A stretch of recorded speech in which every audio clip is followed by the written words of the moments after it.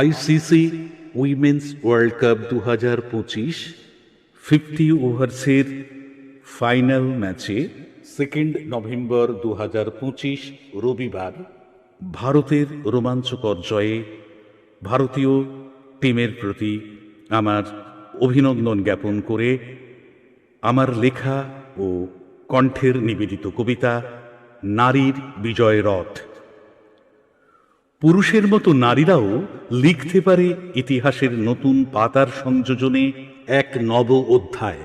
আজ আর কোনো জিনিসই কেবল শক্তি আর পরিশ্রমের দোহাই দিয়ে পুরুষের কুক্ষিগত নয়।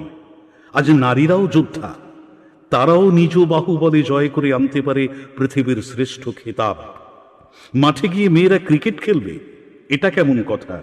ক্রিকেট খেলার নিয়ম নীতি বোঝাটাই তো তাদের কাছে আর এক বোঝা। কিন্তু এখন আমাদের লক্ষ্মী মেয়ের দল এই ধারণাকে তুচ্ছ করে ছুঁড়ে ফেলে আজ তারা নিজের বাহুবলে বিশ্বজয়ী। তাদের শারীরিক গঠন এই অক্লান্ত পরিশ্রমের খেলায় যে কোনোরূপভাবে অন্তরায় নয়, সেটা তারা তাদের সাফল্য দিয়ে প্রমাণ করেছে বারংবার। নারীর ব্যাটিং স্ট্রোক আজ কেবল বাউন্ডারি ছাড়ায়নি, ছাড়িয়েছে এক দেশ থেকে অন্য দেশে। তার সাথে আরও ছুঁড়ে ফেলেছে তাদের প্রতি করুণার পাহাড়কে। খোঁপায় ফুল, পায়ে নূপুর আর গলায় হার বাঁধা মেয়েগুলো বল ছুঁড়েছে মাঠের এ প্রান্ত থেকে ও প্রান্তে। জীবন বিপন্ন করে শরীর ছুঁড়ে দিয়ে বাঁচিয়েছে একটার পর একটা বাউন্ডারি। ক্রিজের এক প্রান্ত থেকে অন্য প্রান্তে দৌড়ে দেশের জন্য জমিয়েছে রানের পাহাড়, ছিনিয়ে এনেছে দেশের জন্য বিশ্বকাপ।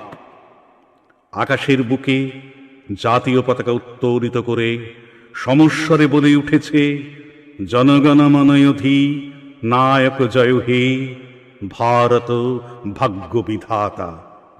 ভারতীয় নারীর সাফল্যের আনন্দশ্রু পুরুষের আনন্দের চোখের জলে মিশে গিয়ে প্লাবিত হয়েছে এক সাম্যের স্রোত।